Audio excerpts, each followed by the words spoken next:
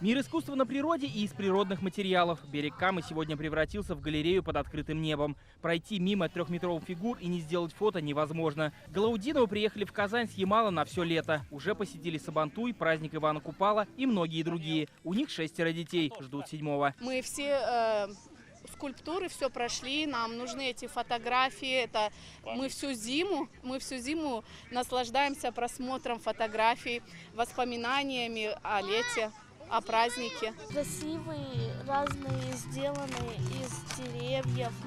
Ну, можно было сделать такие цветочки, мне понравилось. Ну, много чего, песенки красивые, все сделано очень классно. Главная особенность фестиваля «Арт-пикник» – 18 фигур, выполненных в стиле ленд-арт. Это произведения искусства, которые гармонируют с природой. В прошлом году их было 6. Заяц, рыба, солнце, гнездо аиста, гусь и торак, татарский гребешок. В этом добавились еще 12. Например, Эо – мифическое существо, которое похищает людей и превращает их в рыбу. Или традиционный дракон – извечный противник русских богатырей. Это этническое направление, то есть вообще задача была и фигуры, так, чтобы они представляли мифы, легенды Поволжья. И сама программа на сцене, она максимально представляет вот всякие разные этнические напевы, перепевы, традиции, показывают и татарской культуры, и других культур.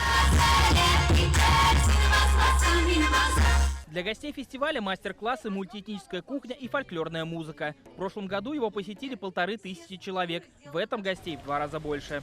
Очень интересное мероприятие.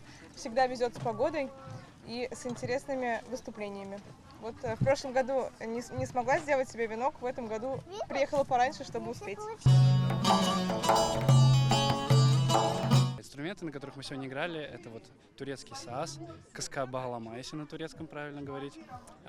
У нас в Казани этот инструмент тоже бытовал. Его и название в стихах Тукая. То есть есть песня «Син сазаны уйнадан». Ты играла на сазе. Арт-пикник проходит на берегу пересечения 3 рек – Волги, Камы и Мёши. В следующем году организаторы планируют привлечь скульпторов из других регионов страны. Павел Драгунов, Рамзиль Гарипов, ТНВ, Лаишевский район.